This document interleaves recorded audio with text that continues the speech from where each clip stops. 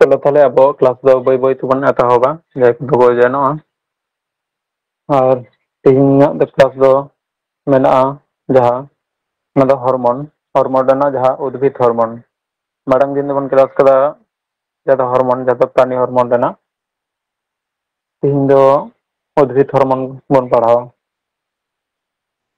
ताहले उद्भिद हॉर्मोन दो चेद कना नासेना बन बड़ाय लेगे हॉर्मोन दो एनलो लई का पेया हॉर्मोन दो ओका कना ओना लई का पेया मेनखान निसे उद्भिद हॉर्मोन चेद कना ओना नासे बड़ाय दरकार तबन ताहले हॉर्मोन दो असले चेद कना लई पे से जाय को बड़ाय खान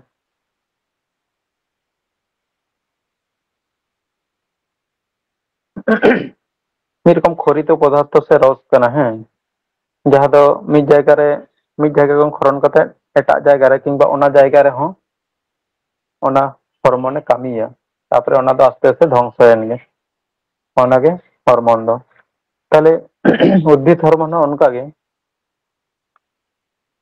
जहाँ दो जैव रासायनिक पदार्थ कना ओना मिद जायगा रे कमी कते ओना जायगा रे होय कमी दाड़े किंबा एटा जायगा रे चलाव कते कमिया तारपरे ओना दो ध्वंसयेन गे ओनागे हॉर्मोन नोडे नेल पे जे समस्त जैव रासायनिक पदार्थ उद्भिद देहेर विशेष कला थेके उद्भिद देहेर विशेष कला थेके उत्पन्न हुए उत्पत्ति स्थल से दूरे निर्दिष्ट लक्ष्य अंशे बाहित हुए অতি অল্প মাত্রায় ক্রিয়াশীল হয় অতি অল্প মাত্রায় ক্রিয়াশীল হয় তাকে উদ্ভিদ হরমোন বলে जहाँ दो नोदो रासायनिक पदार्थ कना रासायनिक दूध बन मेता कला हॉर्मोन दो हें से ताहले नोदो मिदटेन जैव रासायनिक पदार्थ कना उद्भिदेर विशेष कला थेके उद्भिद देहे जहाँ दो कला को बन पढ़ाव कदा भाजक कला हें से ओइना कला खन और ये प्राणी देह दो चे तंत्र खन हुयुग कान ताहेन तंत्र से अंग तंत्र से ग्रंथि खन जहाँ दो अंतःक्षरा ग्रंथि निश्चय ग्रंथि नोने खन नोंडे दो ताहले उद्भिदेर विशेष कला थेके नोंडे दो तंत्र को तो बानुआ से उद्भिदेर विशेष कला थेके उत्पन्न हुए उत्पत्ति स्थल थेके दूरे ओने जहाँ ठेन तैयारोग कना ओना खन नासेना कटिज फराक ᱧᱚᱜ रे से ओना जायगा रे होय दाड़ेया मिदटेन लक्ष्य तहन कना ओना अंश रे ओंडे खन ओडोक कते अति अल्प मात्राय क्रियाशील হয় ताके उद्भिद हॉर्मोन बोले ᱧᱮᱞ ᱫᱚ ᱱᱟᱥᱮ ᱵᱟᱲᱟᱭ ᱫᱚᱦᱚ ᱫᱚᱨᱠᱟर किंतु नोआ दो मिदटेन कना एटा एकटा रासायनिक पदार्थ तारपर उद्भिद हॉर्मोन कला थेके उत्पन्न হয় नोआ हूँ कोष थेके तारपर उद्भिदेर विभिन्न शारीरबृत्तीय क्रियागुलिके जेमन वृद्धि प्रजनन फुल फोटाते साहाय्य करे प्रभृति नियंत्रण करे उद्भिदेर विभिन्न शारीरबृत्तीय क्रियागुलिके नियंत्रण करे माने माने उद्भिद ना विभिन्न शारीरबृत्तीय क्रिया को नियंत्रण कंट्रोलाय जेमन चेद जेमन देखना वृद्धि जेमन दारे हारा वृद्धि प्रजनन एटा दारे जन्मोआ से फुल फोटाते साहाय्य करे से जहाना जोआ अंकुरोद्गमोआ नय नवा कोगे हॉर्मोन ना कामी दो ताले उद्भिद हॉर्मोन ना उदाहरण दो चेद उद्भिद हॉर्मोन ना उदाहरण दो ऑक्सिन जिबबारेलिन साइटोकाइनिन प्रभृति आरो मेना गया आरो बन नेला लातार सेन ताले उद्भिद हॉर्मोन ना उदाहरण को हुयना ऑक्सिन जिबबारेलिन साइटोकाइनिन प्रभृति विशेष करे क्वेश्चन को नोका हिजो कोनटी उद्भिद हॉर्मोन हयतो प्राणिज हॉर्मोन रेना ऑप्शन को तहना एड्रिनालिन को थायरोक्सिन को हें से तार माझे रे हयतो मिदटेन उद्भिद हॉर्मोन रेना ऑप्शन ताहेना आदो ओनागे क्वेश्चन रे नोका थाना कोनटी उद्भिद हॉर्मोन किंबा थाना कोनटी उद्भिद हॉर्मोन नय पिया ऑप्शन के थाना ऑक्सिन जिबबारेलिन साइटोकाइनिन तार माझे रे हयतो थाना मिदटेन प्राणिज हॉर्मोन ओंडे खन दिसद हय तबन दिसद हय तबन प्राणिज हॉर्मोन से उद्भिद हॉर्मोन ओका को कना होयना परीक्षा रे नोआ कोगे हिजुआ प्रीवियस ईयर ना क्वेश्चन को बन नेल लेखान किन दो विशेष कर प्रीवियस ईयर ना क्वेश्चन को गिन आगु होगा हां ओना को बन नेल लेखान आरो बन बुझ नाम दाड़ेया जे नोडे खन क्वेश्चन दो चेलका परिमाण ते हिजुआ ताहले उद्भिद हॉर्मोन प्रधानतः तीन प्रकार ओका कब दो चार प्रकार हो मेना गिया इन दो साधारणतः तीन प्रकार गिन ऑल दो कदा तीन प्रकार ओना दो क्वेश्चन दो नोका दो बांग हिजुआ जे तने प्रकार काना जे ओका दो ओकाटा हाटिंग रे पड़ा काना नोने गे इंपोर्टेंट তাহলে উদ্ভিদ হরমোন প্রধানত 3 প্রকার। যথা ᱦᱩᱭᱩᱜ ᱠᱟᱱᱟ প্রাকৃতিক হরমোন। এক নম্বর ᱫᱚ ᱦᱩᱭᱩᱜ ᱠᱟᱱᱟ প্রাকৃতিক হরমোন। তাহলে প্রাকৃতিক হরমোন ᱨᱮ ᱚᱠᱟ ᱚᱠᱟ ᱯᱟᱲᱟᱜ ᱠᱟᱱᱟ? ᱢᱤᱫᱴᱟᱝ ᱫᱚ ᱦᱩᱭᱩᱜ ᱠᱟᱱᱟ প্রাকৃতিক হরমোন, 2 নম্বর ᱫᱚ ᱦᱩᱭᱩᱜ ᱠᱟᱱᱟ কৃত্রিম হরমোন, 3 নম্বর ᱫᱚ ᱦᱩᱭᱩᱜ ᱠᱟᱱᱟ প্রকল্পিত হরমোন। তাহলে প্রাকৃতিক হরমোন রেনাᱜ হাটিং ᱠᱚᱵᱚᱱ ᱧᱮᱞᱟ। প্রাকৃতিক হরমোন ᱨᱮᱫᱚ ᱚᱠᱟ ᱚᱠᱟ ᱦᱚরমোন ᱠᱚ ᱯᱟᱲᱟᱜ ᱠᱟᱱᱟ? কৃত্রিম হরমোন ᱨᱮᱫᱚ ᱚᱠᱟ ᱚᱠᱟ হরমোন ᱠᱚ ᱯᱟᱲᱟᱜ ᱠᱟᱱᱟ? প্রকল্পিত হরমোন ᱨᱮᱫᱚ ᱚᱠᱟ ᱚᱠᱟ ᱠᱚ ᱯᱟᱲᱟᱜ ᱠᱟᱱᱟ? তারপরে ᱚᱱᱟ ᱨᱮᱱᱟᱜ আলাদা ᱧᱩᱛᱩᱢ ᱢᱮᱱᱟᱜᱼᱟ ᱥᱮ ᱵᱟᱝ, ᱥᱮ ᱚᱱᱟ ᱫᱚ ᱚᱠᱚᱭ ᱧᱩᱛᱩᱢ ᱟᱠᱟᱫᱟ কৃত্রিম, ᱥᱮ ᱚᱱᱟ ᱠᱚᱨᱮᱱᱟᱜ ᱠᱟᱹᱢᱤ ᱠᱚᱫᱚ ᱪᱮᱫ? ᱛᱤᱦᱤᱧ ᱫᱚ ᱱᱚᱣᱟ ᱠᱚᱜᱮ ᱵᱚᱱ ᱯᱟᱲᱦᱟᱜᱼᱟ। তাহলে প্রাকৃতিক হরমোন রেᱫᱚ ᱪᱮᱫ ᱪᱮᱫ ᱯᱟᱲᱟᱜ ᱠᱟᱱᱟ? প্রাকৃতিক হরমোন রেᱫᱚ ᱯᱟᱲᱟᱜ ᱠᱟᱱᱟ অক্সিন, তারপরে জিব্বারেলিন সে জিব্বেরেলিন, সাইটোকাইনিন আর ইথিলিন। নয়া কদো প্রাকৃতিক হরমোন। প্রাকৃতিক হরমোন রেদো বিশেষ ভাবে কোশ্চেন নয়া কো হিজো কোনটি প্রাকৃতিক হরমোন নয়, সে কোনটি প্রাকৃতিক হরমোন? প্রাকৃতিক হরমোন ᱫᱚ ᱦᱩᱭᱩᱜ ᱠᱟᱱᱟ auxin, gibberellin, cytokinin, ethylene. English নয়া ᱫᱚ প্রাকৃতিক ᱠᱷᱚᱱ ᱡᱟᱱᱟᱢᱚᱜ ᱠᱟᱱᱟ। প্রাকৃতিক ᱠᱷᱚᱱ ᱟᱡ ᱛᱮᱜᱮ ᱦᱩᱭ ᱱᱟᱛᱮ ᱛᱮ ᱚᱱᱟ ᱫᱚ প্রাকৃতিক হরমোন। তারপরে বন ñᱮᱞᱟ কৃত্রিম হরমোন। কৃত্রিম হরমোন ᱫᱚ ᱚᱠᱟ ᱚᱠᱟ ᱠᱚ? আইবিএ, তারপর আইপিএ, তারপরে এনএএ। তাহলে আইবিএ না পুরো ñᱩᱛᱩᱢ বন, আইবিএ ᱫᱚ ᱪᱮᱫ ᱠᱟᱱᱟ ᱥᱮ ᱯᱩᱨᱟᱹ ᱧᱩᱛᱩᱢ ᱚᱱᱟ ᱫᱚ ᱵᱟᱲᱟᱭ ᱫᱚᱦᱚ ᱫᱚᱨᱠᱟর ᱛᱟᱵᱚᱱ। কোশ্চেন করে নয়া ᱠᱚ ᱦᱤᱡᱩᱜᱼᱟ। আইবিএল পুরো নাম কি? আইবিএ পুরো ñᱩᱛᱩᱢ ᱫᱚ ᱦᱩᱭᱩᱜ ᱠᱟᱱᱟ indole butyric acid. Indole butyric acid.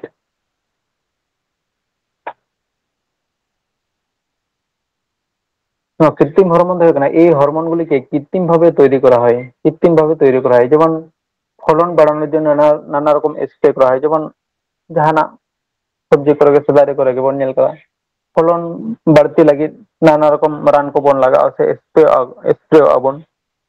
ᱱᱚᱜᱼᱚᱭ ᱱᱚᱣᱟ ᱠᱚᱜᱮ ᱦᱩᱭᱩᱜ ᱠᱟᱱᱟ কৃত্রিম হরমোন ᱫᱚ। তাহলে কৃত্রিম হরমোন ᱨᱮᱱᱟᱜ আইবিএ ᱡᱟᱦᱟᱸ ᱫᱚ ফুল ফর্ম ᱫᱚ ᱦᱩᱭᱩᱜ ᱠᱟᱱᱟ indole butyric acid. Indole butyric acid. তারপর আইপিএ ইন্ডোল প্রোপানোয়িক অ্যাসিড। নয়া ᱫᱚ মিটেন কৃত্রিম হরমোন কানা। Indole propanoic acid. তারপরে এনএ ন্যাপথলিন অ্যাসিটিক অ্যাসিড। তারপরে প্রকল্পিত হরমোন। প্রকল্পিত হরমোন ᱫᱚ ᱦᱩᱭᱩᱜ ᱠᱟᱱᱟ ফ্লোরিজেন, ভার্নালিন, ফ্লোরিজেন, তারপর ভার্নালিন, তারপর ডরমিন। তাহলে ᱟᱵᱚ ᱵᱚᱱ ᱵᱟᱲᱟᱭ ᱠᱮᱫᱟ উদ্ভিদ হরমোন ᱫᱚ ᱯᱮᱭᱟ ᱦᱟᱹᱴᱤᱧ ᱛᱮ ᱦᱟᱹᱴᱤᱧᱚᱜᱼᱟ। ᱢᱤᱫᱴᱟᱝ ᱫᱚ উদ্ভিদ, ᱢᱤᱫᱴᱟᱝ ᱫᱚ প্রাকৃতিক হরমোন, ᱢᱤᱫᱴᱟᱝ ᱫᱚ কৃত্রিম হরমোন, আর মিটটাᱝ ᱫᱚ প্রকলিত হরমোন। তাহলে প্রাকৃতিক হরমোন ᱨᱮ ᱪᱮᱫ ᱪᱮᱫ ᱯᱟᱲᱟᱜ ᱠᱟᱱᱟ ᱚᱱᱟ ᱦᱚᱸᱵᱚᱱ ᱧᱮᱞ ᱠᱮᱫᱟ। প্রাকৃতিক হরমোন ᱨᱮᱫᱚ ᱯᱟᱲᱟᱜ ᱠᱟᱱᱟ অক্সিন, জিববেরেলিন, সাইটোকাইনিন, ইথিলিন। জিব্বেরেলিন। তা আর তারপরে কৃত্রিম হরমোন, ইথিলিন ᱫᱚ আবার গ্যাসীয় হরমোন ᱠᱟᱱᱟ। হ্যাঁ, ᱱᱚᱣᱟ ᱫᱤᱥᱟᱹ ᱫᱚᱦᱚ ᱠᱟᱜ ᱯᱮ। তারপরে কৃত্রিম হরমোন, কৃত্রিম হরমোন রেᱫᱚ ᱵᱚᱱ ᱧᱮᱞ ᱠᱮᱫᱟ ইন্ডোল বিউটারিক অ্যাসিড, তারপরে ইন্ডোল প্রোপানোয়িক অ্যাসিড, তারপরে ন্যাপথলিন অ্যাসিটিক অ্যাসিড। আর প্রকল্পিত হরমোন রেদো বন ᱧᱮᱞ ᱠᱮᱫᱟ ফ্লোরিজেন, ভার্নালিন আর ডরমিন। নয়া পিয়া। তাহলে অক্সিন, জিব্বারেলিন, সাইটোকাইনিন, ইথিলিন নয়া করে না ডিটেলস একটু বন পড়াওয়া। কোশ্চেন কদᱚ ᱱᱚᱰᱮ ᱠᱷᱚᱱ ᱜᱮ ᱦᱤᱡᱩᱜᱼᱟ। অক্সিন হরমোন, অক্সিন হরমোন ᱫᱚ তাহলে নাসে বন ᱧᱮᱞ লেগে। উদ্ভিদের অগ্রস্থ ভাজক কলা থেকে, উদ্ভিদের অগ্রস্থ ভাজক কলা থেকে নিঃসৃত ইন্ডোল বর্গযুক্ত যে জৈব অ্যাসিড উদ্ভিদের বৃদ্ধিকে ত্বরান্বিত করে তাকে অক্সিন বলে। উদ্ভিদের অগ্রস্থ ভাজক কলা থেকে নিঃসৃত ইন্ডোল বর্গযুক্ত যে জৈব অ্যাসিড উদ্ভিদের বৃদ্ধিকে ত্বরান্বিত করে তাকে অক্সিন বলে। তাহলে ᱱᱚᱰᱮ ᱵᱚᱱ ᱵᱩᱡᱽ ᱫᱟ উদ্ভিদের অগ্রস্থ ভাজক কলা থেকে। তাহলে ᱱᱚᱣᱟ ᱨᱮᱱᱟᱜ ᱩᱛᱥᱚ ᱵᱚᱱ ᱵᱩᱡᱽ ᱫᱟᱲᱮᱭᱟᱜ ᱠᱟᱱᱟ ᱚᱠᱟᱨᱮ ᱧᱮᱞ ᱧᱟᱢᱚᱜᱼᱟ অক্সিন হরমোন ᱫᱚ, ᱚᱠᱟᱨᱮ ᱵᱚᱱ ᱧᱮᱞ ᱧᱟᱢᱟ ᱥᱮ ᱚᱠᱟᱨᱮ ᱛᱟᱦᱮᱱᱟ। ᱟᱫᱚ উদ্ভিদের অগ্রস্থ ভাজক কলা রে। ᱱᱚᱣᱟ ᱫᱚ ইন্ডোল বর্গযুক্ত ᱠᱟᱱᱟ, ইন্ডোল বর্গযুক্ত ᱠᱟᱱᱟ। আর উদ্ভিদের বৃদ্ধিকে নয় না কামি থাকে না উদ্ভিদের বৃদ্ধিকে বিশেষ করে কামিয়ে দাঁতে को হারা চালায় না অক্সিন হরমোন কামিতে বিশেষ করে তারপরে এর রাসায়নিক নাম অক্সিন হরমোনের না রাসায়निक नाम में ना रासायनिक नाम दो है ना IAA नवा दो एकदम दिशा धागा दो IAA ताले नवा ना पूरा नितुम आबार चेक करना नवा पूरा नितुम दो है ना इंडोल एसिटिक एसिड क्वेश्चन है जो इंडोल एसिटिक एसिड ना ते ऑक्सीन हार्मोन ना रासायनिक नाम दो चेक ऑप्शन IAA हो तह दाड़े किंबा इंडोल एसिटिक एसिड हो तह दाड़े IAA से इंडोल एसिटिक एसिड और नवा हार्मोन के ना प्रथम आविष्कृत उद्भिद हार्मोन उद्भिद हार्मोन तो पहले तेदो नवा के आविष्कार लेना से नवा के को नाम लेदा ताहले उद्भिदे प्रथम आविष्कृत हार्मोन उद्भिदे प्रथम आविष्कृत हार्मोन होयो कना ऑक्सिन तार नो ऑक्सिन हार्मोन आबार अकोय nyutum akada अकोय नामकरण akada विज्ञानी भेंट विज्ञानी भेंट 1900 भेंट हो था दाड़िया से भेंट हो था दाड़िया उनी नसेना पे नेल तबोना क्वेश्चन करे चलका होगे थे ना तो विज्ञानी भेंट से भेल्ट 1928 साल 1928 सर्वप्रथम ऑक्सिन नामकरण करें सर्वप्रथम ऑक्सिन हार्मोन नामकरण करें तापर उत्स नवा दो ओकारे तैयारोआ नवा हार्मोन दो भ्रूण मुकुला बरणी कांड और मूलेर अग्रभाग कांड और मूल रना कांड से मूल ना अग्रभाग रे माने अग्रस्थ भाजक कलार बन नेल केना कांड और मूल ना अग्रभाग माने ना प्रांत भाग रे कांड और मूलेर अग्रभाग रे हैं तापरे नवा ना विशेष इम्पोर्टेंट व्यवहार हो कना काज से कामी ऑक्सीजन हार्मोन कामी दे चेत काम ताय ओना बन नेला पहिले रे मेना ट्रॉपिक चलन नियंत्रण कौन ट्रॉपिक माने चलन को बन पढ़ाव का गया ऐसे ट्रॉपिक चलन दो काटा लाई पे जय देश में ना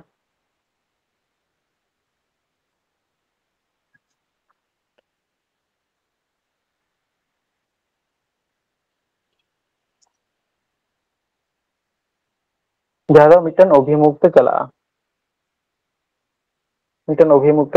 होय ना के ट्रॉपिक चलन रे जेमन आदिकान के बन पढ़ाव का मिटन दो फोटोट्रॉपिक हाइड्रोट्रॉपिक जियोट्रॉपिक चलन ऐसे होय ना को नंदे दो है नोय नियंत्रणा ट्रॉपिक चलन नियंत्रण ट्रॉपिक चलन यदि क्वेश्चन है ट्रॉपिक चलन नियंत्रण करे कौन हार्मोन कौन उद्भिद हार्मोन के ट्रॉपिक चलन नियंत्रण करे उत्तर बचे ही वाले कैसे ऑक्सिन है उत्तर भैया ऑक्सिन नोदा खूब इम्पोर्टेंट ट्रॉपिक चलन नियंत्रण करे नोदा ऑक्सिन हार्मोन तापर नोना कामी दे का उद्भिदेर वृद्धि नियंत्रण बुझ दाड़ी कान गया पर नोदा तापर अंग विभेद नियंत्रण तापर फलेर परिस्फुटन और बीजविहीन फल उत्पन्न करे फलेर परिस्फुटन और बीजविहीन फल उत्पन्न करे फलेर परिस्फुटन दो माने ओना जर रेना परिस्फुटन मिटन परिणत रूपे नामा होय ना परिस्फुटन पूरापूरी फलेर परिस्फुटन और बीजविहीन फल उत्पन्न करे क्वेश्चन है बीजविहीन फल उत्पन्न करे कौन हार्मोन होय ऑक्सिन हार्मोन उद्भिदेर अपरिणत अंगेर पतन आटकाय उद्भिदेर अपरिणत अंगेर पतन आटकाय तारपरे 6 नम्बर देखना गाছের ক্ষয়প্রাপ্ত বা কাটা অংশে ক্ষত সৃষ্টি করে গাছের ক্ষয়প্রাপ্ত বা কাটা অংশে ক্ষতকোষ তৈরি করে ও উক্ত অংশে মূল ও মুকুল তৈরি করে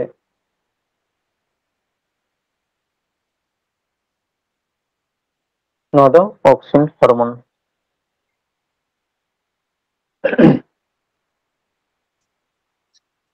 नोंडे खन जाय क्वेश्चन आर मेना तापे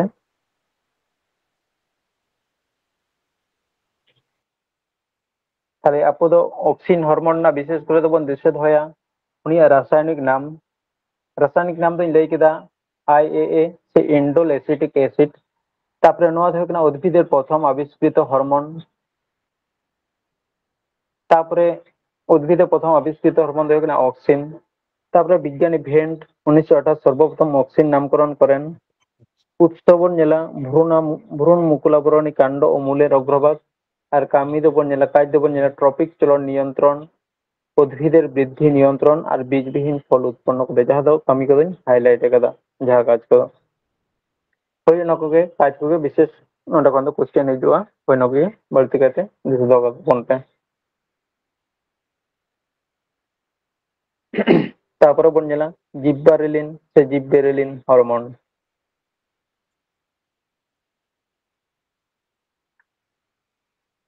জিববেরেলিন হরমোন ᱱᱚᱣᱟ ᱱᱟᱥᱮᱱᱟᱜ ᱵᱚᱱ ᱧᱮᱞ নাইট্রোজেন বিহীন আর ᱡᱟᱦᱟᱸᱧ ᱞᱟᱹᱭ ᱠᱮᱫᱟ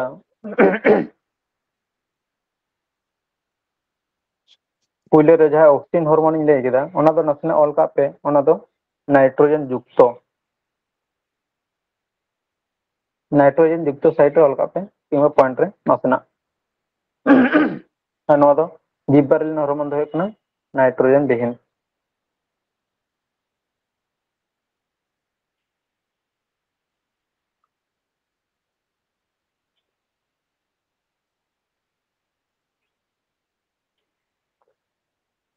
অল কাদা पे নাইট্রোজেন যুক্ত হ্যাঁ গঙ্কা হ্যাঁ ঠিক আছে নাইট্রোজেন যুক্ত অন্য হ্যাঁ আর খালি জিববারেলিন হরমোন বন ñel के नवा ᱫᱚ নাইট্রোজেন বিহীন কানা। নাইট্রোজেন বিহীন যেসব জৈব অ্যাসিডের উদ্ভিদের অঙ্কুরিত বীজ চারাগাছ বীজপত্র মুকুল প্রভৃতি অঞ্চলের কোষ থেকে উৎপন্ন হয় তাহলে নওয়া ᱫᱚ নাইট্রোজেন বিহীন কানা। উৎস ᱫᱚ ᱦᱩᱭᱩᱜ ᱠᱟᱱᱟ ñel ᱠᱮᱫᱟ ᱵᱚᱱ ᱱᱚᱰᱮ ᱯᱩᱭᱞᱳ ᱯᱚᱭᱮंट ᱨᱮᱦᱚᱸ ᱵᱚᱱ ñel ᱠᱮᱫᱟ তারও বন ñela পরিপক্ক বীজ বীজপত্র অঙ্কুরিত চারাগাছ মুকুল নওয়া নিয়ে করে ñel ᱧᱟᱢᱚᱜᱼᱟ জিববারেলিন হরমোন ᱫᱚ। নওয়া ᱨᱮᱱᱟᱜ ᱠᱟᱹᱢᱤ ᱫᱚ ᱦᱩᱭᱩᱜ ᱠᱟᱱᱟ উদ্ভিদের খর্বতা নষ্ট করা উদ্ভিদের খর্বতা নষ্ট করা। তারপরে 2 নম্বর বন ñela ফুল ফোটাতে সাহায্য করা ফুল ফোটাতে সাহায্য করে। যদি কোশ্চেন এই যে ফুল ফোটাতে সাহায্য করে কোন হরমোন তাহলে উত্তর হচ্ছে বলে তো জিব্বারেলিন হ্যাঁ উত্তর হলো জিববারেলিন। আর ট্রপিক চলন নিয়ন্ত্রণ করে কোন হরমোন?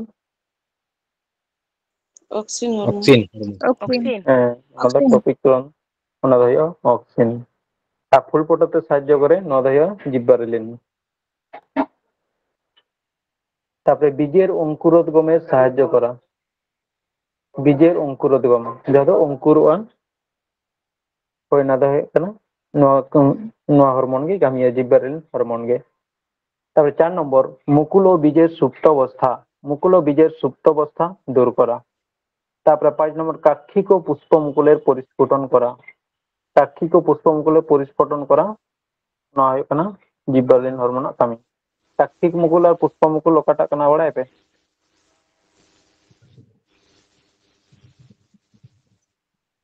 কাক্ষিক মুকুল ᱫᱚ ᱡᱟᱦᱟᱸ ᱫᱚ ᱦᱩᱭᱩᱜ ᱠᱟᱱᱟ কাণ্ড ᱠᱷᱚᱱ ᱜᱮ ᱡᱟᱦᱟᱸ ᱴᱷᱮᱱ ᱠᱷᱚᱱ ᱜᱮ ᱥᱟᱠᱟᱢᱚᱜ ᱠᱟᱱᱟ ᱦᱳᱭ ᱚᱱᱟ ᱡᱟᱭᱜᱟ ᱨᱮᱜᱮ একদম মাঝামাঝি জায়গা ᱨᱮᱜᱮ ᱚᱸᱰᱮ ᱠᱷᱚᱱ ᱜᱮ ᱵᱟᱦᱟᱜᱼᱟ। আর পুষ্প মুকুল ᱫᱚ একদম ᱰᱚᱜᱽ ᱨᱮ ᱡᱟᱦᱟᱸ ᱫᱚ ᱩᱞ ᱠᱚᱵᱚᱱ ᱧᱮᱞ ᱧᱟᱢᱟ তবে জিববারেলিন হরমোন ᱫᱚ নওয়া গে ফুল ফোটাতে সাহায্য করে কোন হরমোন আর বীজের অঙ্কুরোদ্গমে সাহায্য করে নওয়া নিয়ে গে। তার সাথে 4 নম্বর না লইবেন সেটা চিমান মুকুল ও বীজের সুপ্ত অবস্থা মানে বীজক্ষণ যাহা ᱫᱚ অঙ্কুরোদ্গমᱚᱜ ᱠᱟᱱᱟ ᱥᱮ ওইনাকে সুপ্ত অবস্থায় দূর ᱮᱫᱟ ᱟᱨᱠᱤ। আর মুকুল ᱦᱚᱸ যখন ᱵᱟᱦᱟᱜ ᱠᱟᱱᱟ ᱦᱳᱭ ᱚᱱᱟᱜᱮ ᱞᱟᱹᱭ ᱦᱚᱪᱚᱭᱮᱫᱟ।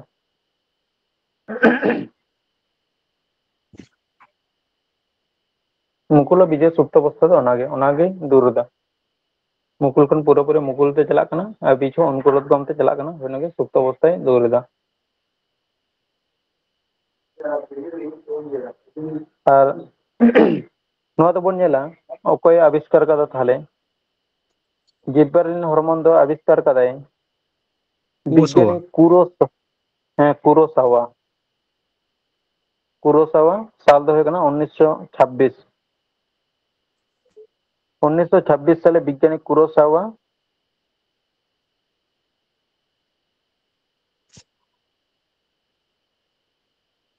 প্রথম আবিষ্কার করেন? জিবারেলিন হরমোন প্রথম আবিষ্কার করেন। আর নওয়া না রাসায়নিক nyutum do huyo kana gibberellic acid। তাহলে বিজ্ঞানী অল nyutum অল কথা হবে কুরোসাওয়া, বিজ্ঞানী কুরোসাওয়া।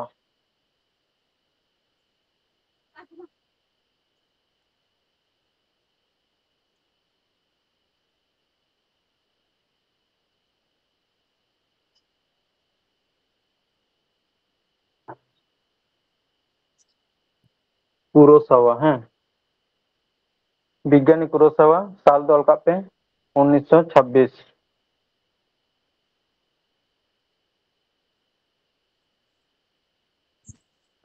গিবরেলিন হরমোনের আবিষ্কার করেন?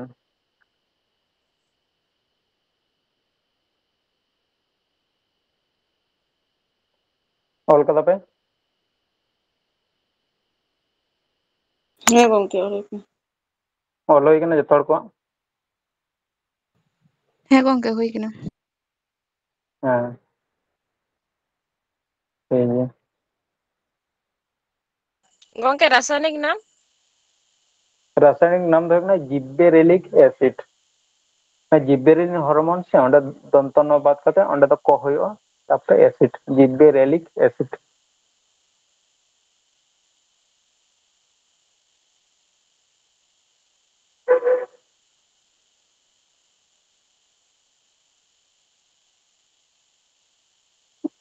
তারপরে বন চলা সাইটোকাইনিন।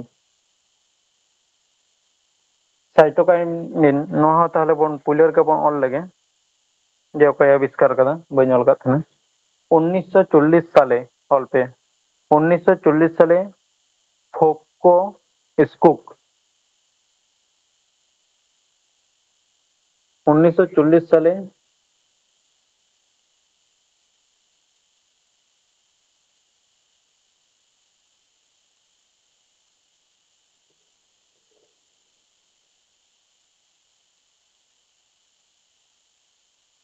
ফোকো স্কুক, হ্যাঁ,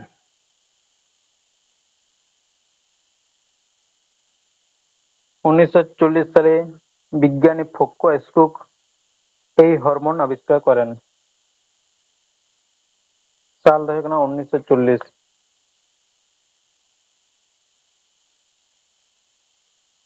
অল হয়ে গেল হ্যাঁ গঙ্কে। 1940 সালে বিজ্ঞানী ফোকো স্কুক এই হরমোন আবিষ্কার করেন।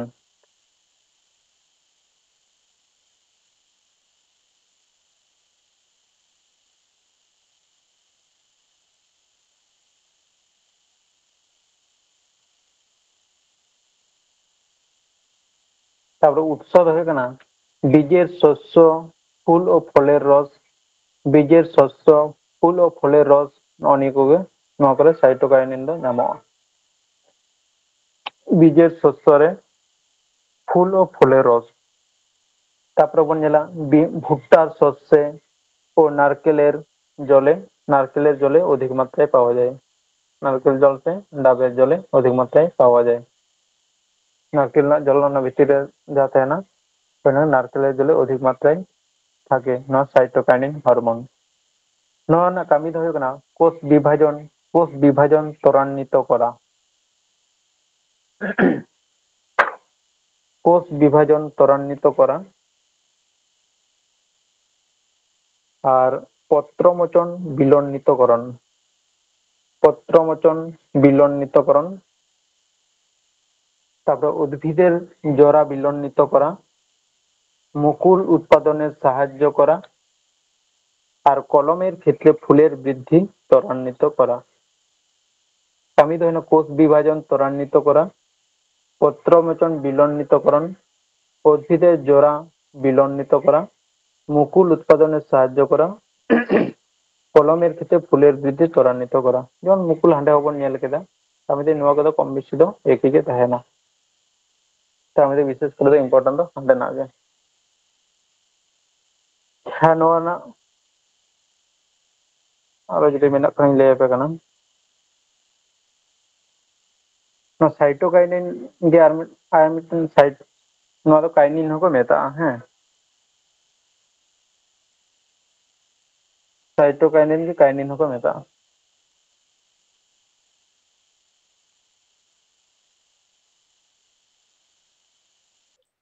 ᱜᱚᱝᱠᱮ ᱨᱟᱥᱟᱭᱚᱱᱤᱠ ᱧᱩᱛᱩᱢ ᱫᱚ ᱵᱟᱹᱱᱩᱜᱼᱟ?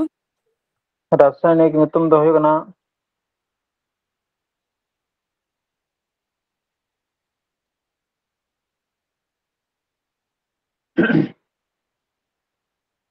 ᱯᱩᱨᱟᱹᱭ, ᱱᱚᱣᱟ ᱫᱚ ᱯᱚᱨᱮᱧ ᱞᱟᱹᱭ ᱛᱟᱦᱮᱸ ᱱᱟᱥᱮᱱᱟᱜ ᱵᱟᱲᱟᱭ ᱠᱟᱛᱮ PDF ᱥᱟᱶᱛᱮᱧ ᱮᱰ ᱠᱟᱜᱼᱟ ᱦᱟᱸᱜ᱾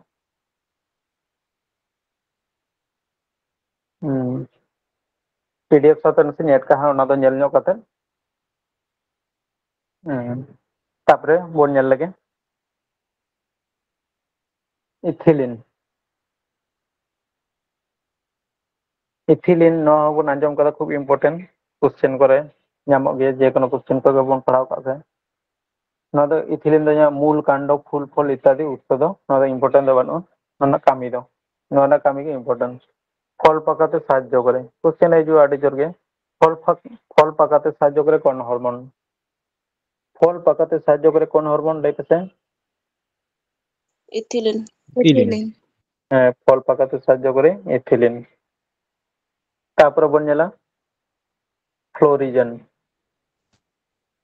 ফ্লোরিজেন নওয়া ᱫᱚ ᱧᱩᱛᱩᱢ ᱟᱸᱡᱚᱢ ᱛᱮᱜᱮ ᱵᱩᱡᱷᱟᱹᱜ ᱠᱟᱱᱟ, ফ্লোরিজেন ফুল ᱱᱚᱜᱼᱚᱭ ᱱᱚᱝᱠᱟ, ফ্লোরি ᱠᱷᱚᱱ ফুল। তাহলে নওয়া ᱫᱚ উৎস ᱫᱚ ᱦᱩᱭᱩᱜ ᱠᱟᱱᱟ উদ্ভিদের পাতা, কামি ᱫᱚ ᱦᱩᱭᱩᱜ ᱠᱟᱱᱟ ফুল ফোটাতে সাহায্য করে। কোশ্চেন হিজুᱜᱼᱟ ফুল ফোটাতে সাহায্য করে কোন হরমোন? ফ্লোরিজেন সে ফ্লোরিজেন। নওয়া দিশা ᱛᱟᱦᱮᱱ ᱜᱮᱭᱟ। তারপরে বন ñela ডরমিন বা অ্যাবসেসিক অ্যাসিড। ডরমিন সে অ্যাবসেসিক অ্যাসিড নওয়া কᱚᱫᱚ ᱪᱮᱫ হরমোন ᱠᱟᱱᱟ ᱞᱟᱹᱭ ᱯᱮᱥᱮ?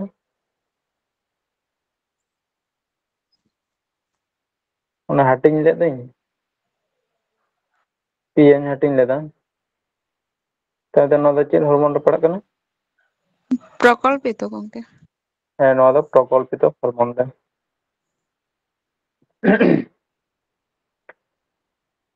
নोडे ñel पे ডরমিন বা অ্যাবসেসিক অ্যাসিড। নওয়া ᱨᱮᱱᱟᱜ উৎস ᱫᱚ ᱦᱩᱭᱩᱜ ᱠᱟᱱᱟ সবুজ ফল আর পরিণত বীজ।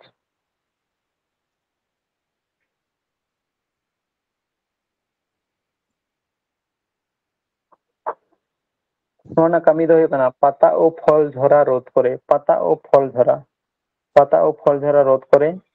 তারপরে উদ্ভিদ সঙ্গের অকাল মৃত্যু ও বার্ধক্য নিয়ন্ত্রণ করে, উদ্ভিদ সঙ্গের অকাল মৃত্যু ও বার্ধক্য নিয়ন্ত্রণ করে। আর 3 নম্বর হলো জিব্বারেলিনের ক্রিয়া রোধ করে, জিব্বারেলিন হরমোনের জিব্বারেলিনের ক্রিয়া রোধ করে বলে একে অ্যান্টি জিব্বারেলিন বলে। জিব্বারেলিন যাহা কো কামিয়া নওয়া ᱫᱚ ᱚᱱᱟᱱᱟ বিপরীত ᱜᱮ ᱠᱟᱹᱢᱤᱭᱟ, ᱱᱚᱣᱟ ডরমিন সে অ্যাবসেসিক অ্যাসিড ᱫᱚ। ᱚᱱᱟᱛᱮ ᱩᱱᱤᱭᱟᱜ ᱵᱤᱯᱚᱨᱤᱛᱮ ᱠᱟᱹᱢᱤᱛᱮ ᱱᱚᱣᱟ ᱫᱚᱠᱚ ᱢᱮᱛᱟᱜ ᱠᱟᱱᱟ অ্যান্টি জিব্বারেলিন। বেশ ᱫᱚᱦᱚ ᱠᱟᱜ ᱯᱮ, ᱡᱩᱫᱤ ᱠᱚᱥᱪᱮᱱ ᱨᱮ অ্যান্টি জিব্বারেলিন ᱫᱚ ᱚᱠᱟ ᱠᱟᱱᱟ? অ্যান্টি জিব্বারেলিন ᱨᱮᱱᱟᱜ ᱧᱩᱛᱩᱢ ᱫᱚ ᱪᱮᱫ? তখন ᱫᱚ ᱦᱩᱭᱩᱜᱼᱟ ডরমিন সে অ্যাবসেসিক অ্যাসিড।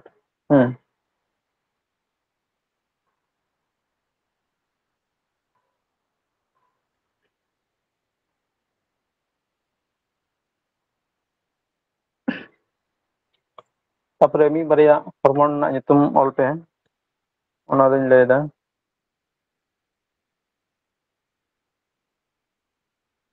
আর লাহা দিন ᱦᱤᱞᱳᱜ ᱢᱤᱫ ᱵᱟᱨᱭᱟ হরমোন ᱨᱮᱱᱟᱜ ᱧᱩᱛᱩᱢ ᱵᱟᱹᱧ ᱞᱟᱹᱭ ᱠᱟᱜ ᱯᱮ, প্রাণীজ হরমোন ᱨᱮᱱᱟᱜ, ᱡᱟᱦᱟᱸ ᱫᱚ লোকাল হরমোন ᱥᱮ স্থানীয় হরমোন।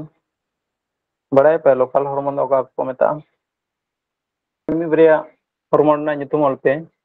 ᱢᱤᱫᱴᱮᱱ ᱫᱚ ᱚᱞ ᱯᱮ এক ডাইজোন, এক ডাইজোন।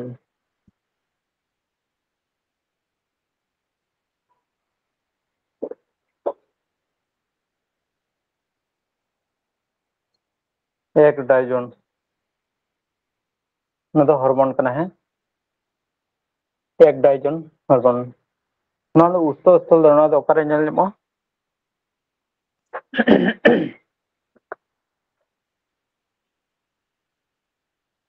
নওয়া ᱫᱚ ᱦᱩᱭᱩᱜ ᱠᱟᱱᱟ পতঙ্গের মস্তিষ্কে সে পতঙ্গের দেহ থেকে। পতঙ্গের মস্তিষ্ক অল পে, উৎস ᱫᱚ ᱦᱩᱭᱩᱜ ᱠᱟᱱᱟ পতঙ্গের মস্তিষ্ক।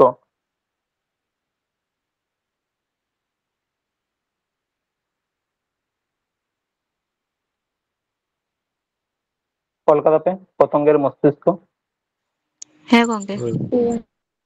হ্যাঁ, আর কাজ ᱫᱚ ᱚᱞ ᱯᱮ, ᱪᱮᱫ ᱠᱟᱹᱢᱤ ᱛᱟᱭ ᱱᱚᱣᱟ ᱫᱚ? পতঙ্গদের সুখের রূপান্তর, পতঙ্গদের সুখ কীটের রূপান্তর এবং নির্মোচনে সহায়তা করে।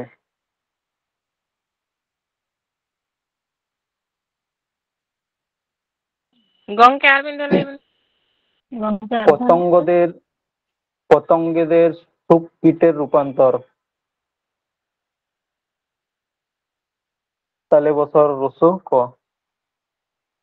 পতঙ্গদের সুখ কীটের রূপান্তর এবং নির্মোচনে সহায়তা করে।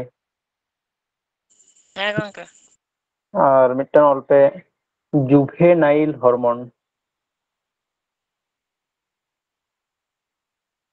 জুভেনাইল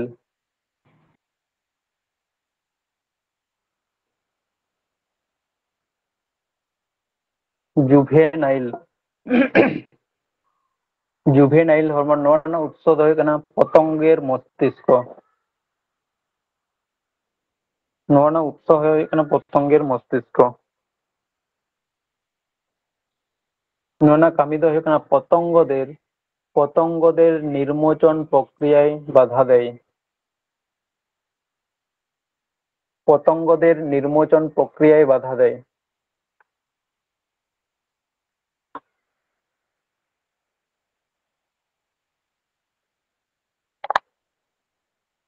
फॉलो है ना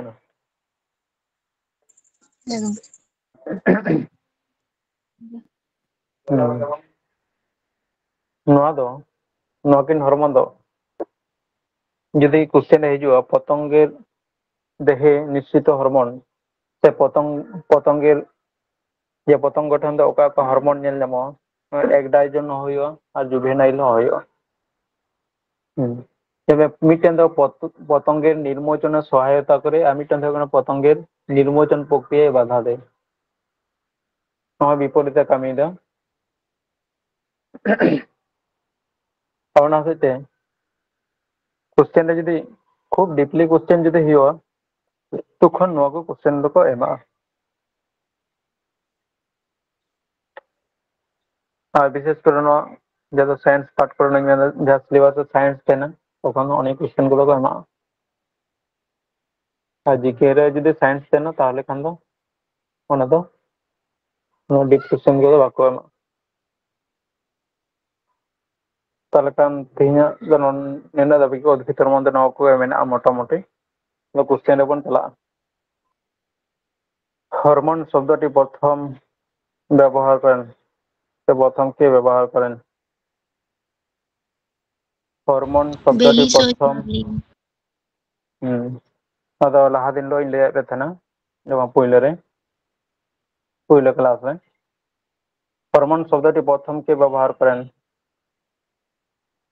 ऑप्शन ए रे मेना बेलिसो स्टारलिंग बी रे मेना ओएंट सी रे मेना कुरोसावा डी रे मेना जगदीश चंद्र बसु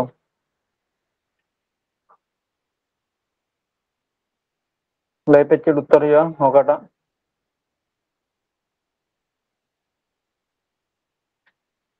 हॉर्मोन शब्दटी प्रथम के व्यवहार करें उत्तर लय पे बेली सो स्टारलिंग हैं आर को लय पे ऑप्शन ए गंके हैं एक ऑप्शन ए बेलिसो स्टारलिंग और कुरोसावा दा ओका ओका हार्मोन आविष्कार लेदा जिबेरेलिन कुरोसावा दा ओका हार्मोन आविष्कार लेदा लय पे जिबेरेलिन कुरोसावा दा जिबेरेलिन हार्मोन তারপর বলছিলা হরমোন হলো একটি 2 নম্বর কোশ্চেন হরমোন হলো একটি উৎসেচক ভৌত সমন্বয়কারী গ্রাহক রাসায়নিক সমন্বয়কারী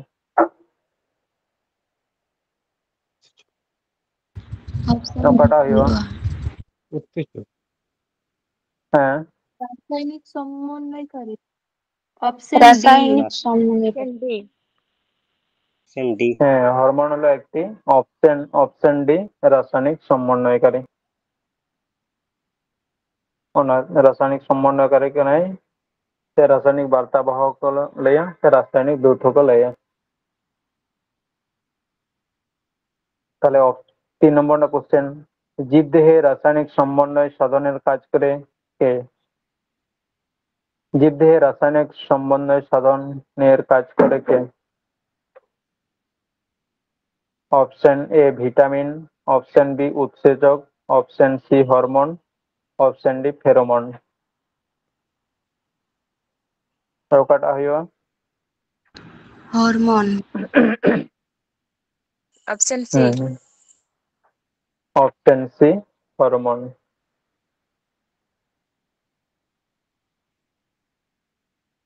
তারপরে 4 নম্বর কোশ্চেন, নিচের কোনটি উদ্ভিদ হরমোন? অক্সিন। তো অক্সিন। অক্সিন। Option D. 4 নম্বর উত্তর হয়ে কানা তাহলে অপশন ডি।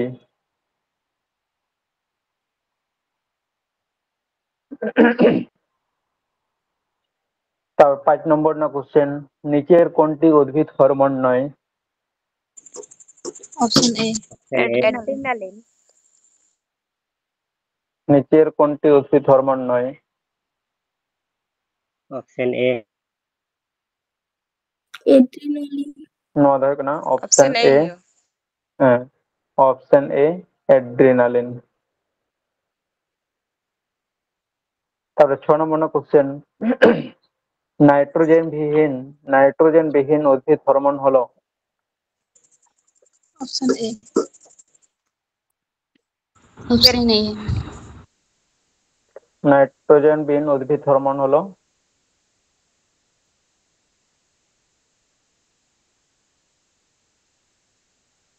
Option A.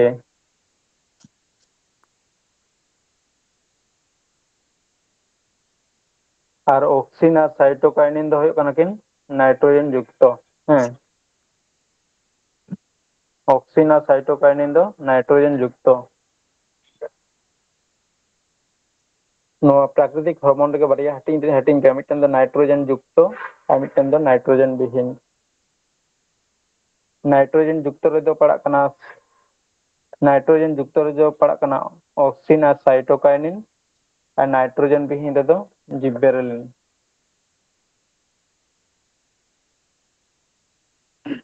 তারপরে একটি প্রাকৃতিক হরমোনের নাম হলো 7 নম্বর কোশ্চেন। অক্সিন। অক্সিন। 7 নম্বর কোশ্চেন, একটি প্রাকৃতিক হরমোন হলো? অপশন এ। তারপর এটা ऑप्शन ए। হ্যাঁ, অপশন এ অক্সিন। তারপর আইপিএ, আইপিএ এর হচ্ছে হরমোন কোন তাহলে? কৃত্রিম। কৃত্রিম। কৃত্রিম hormone.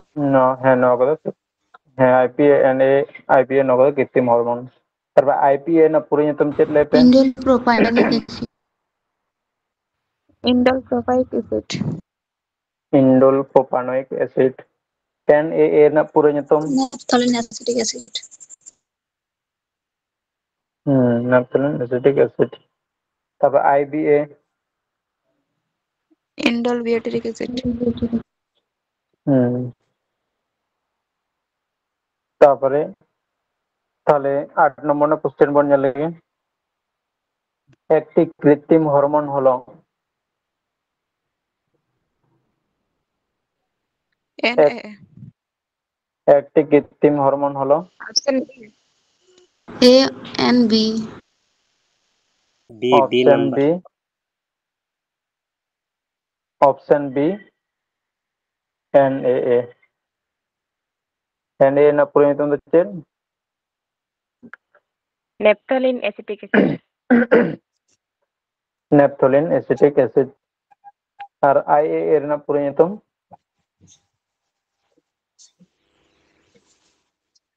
Indole acetic acetic acid, indole acetic acid. নয় ওকাটা হরমোন না রাসায়নিক নাম কানা? Auxin hormone. Auxin. Auxin hormone. তারপরে 9 নম্বর কোশ্চেন, বীজহীন ফল উৎপাদনে সাহায্যকারী হরমোন? বীজহীন ফল উৎপাদনে সাহায্যকারী হরমোন? অক্সিন অক্সিন গᱚᱝᱠᱮ হ্যাঁ, বীজহীন ফল উৎপাদনে সাহায্যকারী হরমোন ᱫᱚ ᱦᱩᱭᱩᱜ ᱠᱟᱱᱟ অপশন বি, অক্সিন। তারপরে ইন্ডোল অ্যাসিটিক অ্যাসিড কোন উদ্ভিদ হরমোনের রাসায়নিক নাম? 10 নম্বর question, indole acetic acid IAA কোন উদ্ভিদ হরমোনের রাসায়নিক নাম? অক্সিন হ্যাঁ, ᱱᱚᱣᱟ ᱦᱩᱭᱩᱜ ᱠᱟᱱᱟ অপশন বি, অক্সিন। তারপরে 11 নম্বর কোশ্চেন, কোন হরমোন কোষ বিভাজনের সাথে সম্পর্কিত?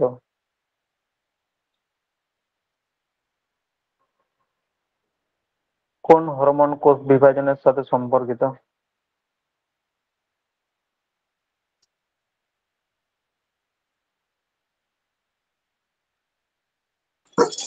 সাইটোকাইন বা ᱱᱚᱣᱟ ᱫᱚ ᱵᱟᱹᱧ ᱞᱟᱹᱭ ᱠᱟᱜ ᱯᱮᱭᱟ ᱛᱚᱠᱷᱚᱱ, ᱱᱚᱣᱟ ᱫᱚ ᱦᱩᱭᱩᱜᱼᱟ অপশন এ, অক্সিন।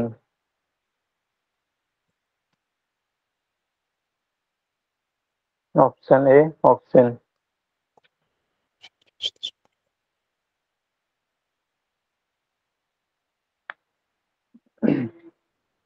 তা 12 নম্বর না কোশ্চেন, তা মুচাদ কোশ্চেন, বীজের অঙ্কুরোদ্গমে সাহায্যকারী হরমোন? বীজের জেব্বেরেলিন অঙ্কুরোদ্গমে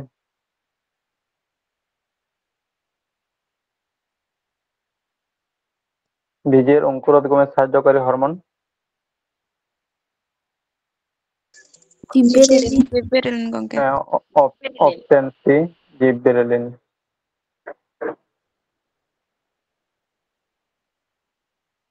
আর ᱡᱟᱦᱟᱸᱧ ᱞᱟᱹᱭᱮᱫ ᱛᱟᱦᱮᱱᱟ ᱢᱤᱫᱴᱮᱱ ᱞᱟᱦᱟ ᱫᱤᱱ ᱦᱤᱞᱳᱜ ᱵᱟᱹᱧ ᱞᱟᱹᱭ ᱠᱟᱜ ᱯᱮᱭᱟ, ᱚᱱᱟ ᱞᱳᱠᱟᱞ ᱦᱚᱨᱢᱳᱱ। ᱞᱳᱠᱟল ᱦᱚᱨᱢᱳᱱ ᱚᱸᱰᱮ ᱚᱞ ᱯᱮ, ᱞᱳᱠᱟল ᱦᱚᱨᱢᱳᱱ, ᱛᱟᱨᱯᱚরে হাইফেন ᱮᱢᱟᱜ ᱯᱮ ᱡᱮ ᱚᱠᱟ ᱚᱠᱟ ᱠᱚ ᱚᱱᱟᱧ ᱞᱟᱹᱭ ᱟᱯᱮ ᱠᱟᱱᱟ।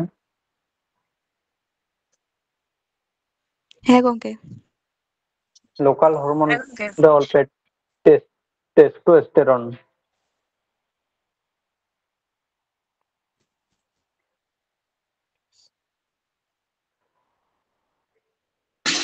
টেস্টোস্টেরন হ্যাঁ, টেস্টোস্টেরন। তারপরে গ্যাস্ট্রিন।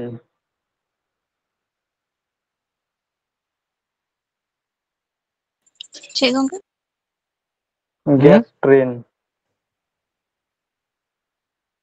গ্যাস্ট্রিন। টেস্টোস্টেরন, গ্যাস্ট্রিন আর সিক্রেটিন।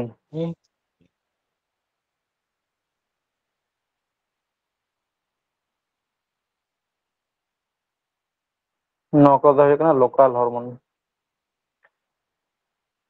লোকাল হরমোন ᱫᱚ ᱪᱮᱫᱟᱜ ᱠᱚ ᱢᱮᱛᱟᱜ ᱠᱟᱱᱟ? ᱱᱚᱣᱟ ᱫᱚ ᱡᱟᱦᱟᱸ ᱴᱷᱮᱱ উৎস, মানে ᱡᱟᱦᱟᱸ ᱴᱷᱮᱱ ᱠᱷᱚᱱ ᱛᱮᱭᱟᱨᱚᱜᱼᱟ ᱥᱮ ᱡᱟᱱᱟᱢᱚᱜᱼᱟ ᱱᱚᱣᱟ ᱦᱚᱨᱢᱳᱱ ᱠᱚᱫᱚ, ᱚᱸᱰᱮ ᱜᱮᱭ ᱠᱟᱹᱢᱤᱭᱟ, ᱚᱱᱟ ᱡᱟᱭᱜᱟ ᱨᱮᱜᱮ। মানে ᱮᱴᱟᱜ হরমোন ᱠᱚᱫᱚ ᱵᱮᱥᱤᱨ ভাগ ᱜᱮ মানে উৎস স্তরে ᱫᱚ ᱵᱟᱭ ᱠᱟᱹᱢᱤᱭᱟ। মানে ᱚᱸᱰᱮ ᱠᱷᱚᱱ ᱡᱟᱱᱟᱢ ᱠᱟᱛᱮ ᱠᱤᱪᱷᱩᱴᱟ ᱥᱟᱺᱜᱤᱧᱮ ᱪᱟᱞᱟᱜᱼᱟ ᱥᱮ ᱠᱤᱪᱷᱩᱴᱟ মানে ᱮᱴᱟᱜ গ্রন্থি রে ᱪᱟᱞᱟᱜᱼᱟ ᱚᱸᱰᱮ ᱠᱷᱚᱱ ᱚᱰᱚᱠ ᱠᱟᱛᱮ। আর নুই ᱫᱚ উৎপত্তি স্থল ᱨᱮᱜᱮ ᱠᱟᱹᱢᱤ ᱦᱚᱛᱮᱡ ᱛᱮ ᱱᱚᱣᱟ ᱫᱚ লোকাল হরমোন ᱠᱚ ᱢᱮᱛᱟᱜ ᱠᱟᱱᱟ। আর মিদᱴᱮᱱ ᱚᱞ ᱫᱚᱦᱚ ᱠᱟᱜ ᱯᱮ, বীজহীন ফল তৈরির প্রক্রিয়া কি?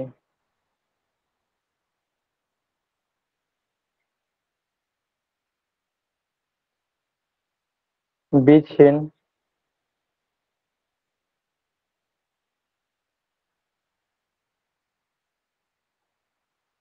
অল্পে বীজহীন ফল তৈরির প্রক্রিয়াকে কি বলে? পার্থেনোকার্পি হ্যাঁ, পার্থেনোকার্পি। বীজহীন ফল তৈরির প্রক্রিয়াকে কি বলে? উত্তর দাও অল্পে, পার্থেনোকার্পি।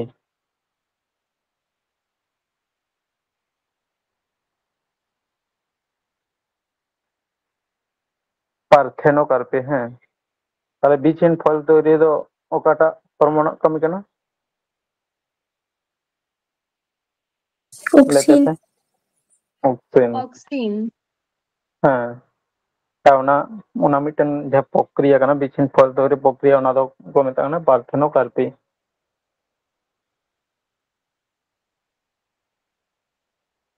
পত্রমোচন বিলম্বিত করা nova do ka হরমোন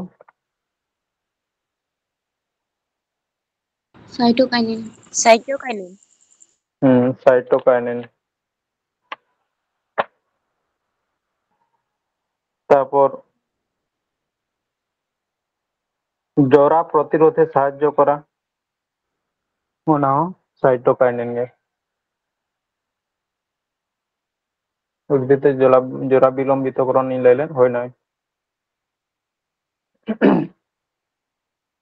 ডেঙ্গাচি রূপান্তরে সাহায্য করে কোন হরমোন লাহা দিন লো থাইরক্সিন থাইরক্সিন কোন হরমোনকে সংকটকালীন হরমোন বলে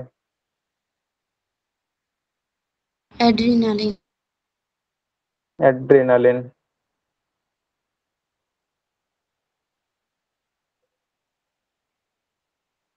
থাইরয়েড স্টিমুলেটিং হরমোনের উৎস কোথায়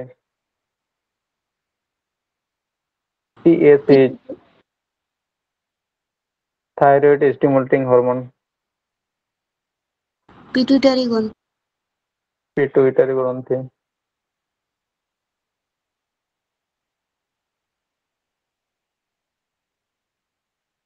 একটু মিশ্র গ্রন্থির নাম অগ্নাশয় অগ্নাশয় শুক্রাশয় ডিম্বাশয় নব প্রভু গ্রন্থির প্রভু গ্রন্থির প্রভূত কাটা হাইপোথ্যালামাস আর ko laipe ব্যাপার পড়াও kada bang হাইপোথ্যালামাস আর প্রভু গ্রন্থি do কাটা পিটিউটারি পিটুইটারি প্রভু গ্রন্থি do পিটুইটারি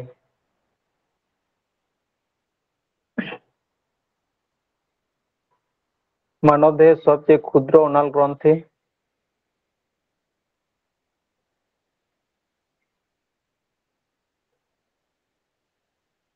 অনাল গ্রন্থি মানে অন্তঃক্ষরা গ্রন্থি